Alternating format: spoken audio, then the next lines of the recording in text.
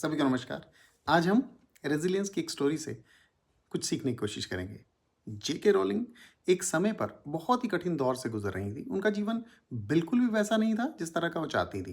वे बेरोजगार थी, अकेली माँ थी, आर्थिक तंगी से जूझ रही थी। कई बार उन्हें लगा कि जीवन में कुछ भी तो अच्छा नहीं बचा है। उन्होंने इस परिस्थितियों में एक कहानी लिखना स्टार्ट किया।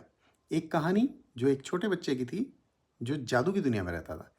उसका नाम था हैरी पॉटर। जी हाँ, रोलिंग ने अपनी कहानी बहुत से पब्लिशर्स को भेजी और बहुत से पत्र उन्हें प्राप्त हुए, जो सभी रिजेक्शन लेटर्स थे, अस्वीकृति के पत्र।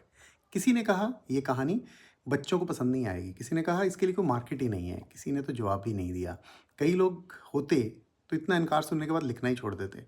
रोलिंग ने ये नहीं किया। उन्होंने सोचा, अगर लोग मेरी कहानी को अभी समझ नहीं पा रहे हैं, इसका मतलब ये नहीं है कि वो कहानी गलत है। उन्होंने अपनी कहानी पर फेथ रखा। उन्होंने अपनी लेखन की शैली को थोड़ा सुधारा, कहानी को और बेहतर बनाया और फिर भी कोशिश करती रही। यूके की एक छोटी पब्लिकेशन कंपनी ब्लूमसबरी के जो चेयरमैन थे, उन्होंने इस कहानी को पढ़ा और अपनी बेटी जो 8 साल की थी उसे पढ़ने के लिए दिया।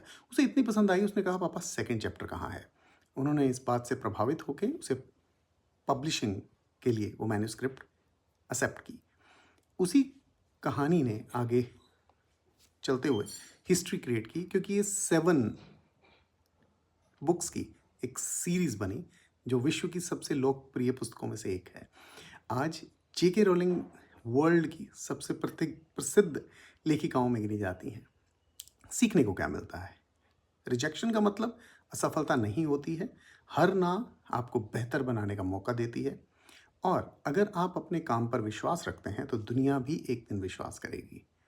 मतलब अस्वीकृति विश्वास को खत्म नहीं कर सकती, जब तक आप स्वयं उस पर विश्वास नहीं करते।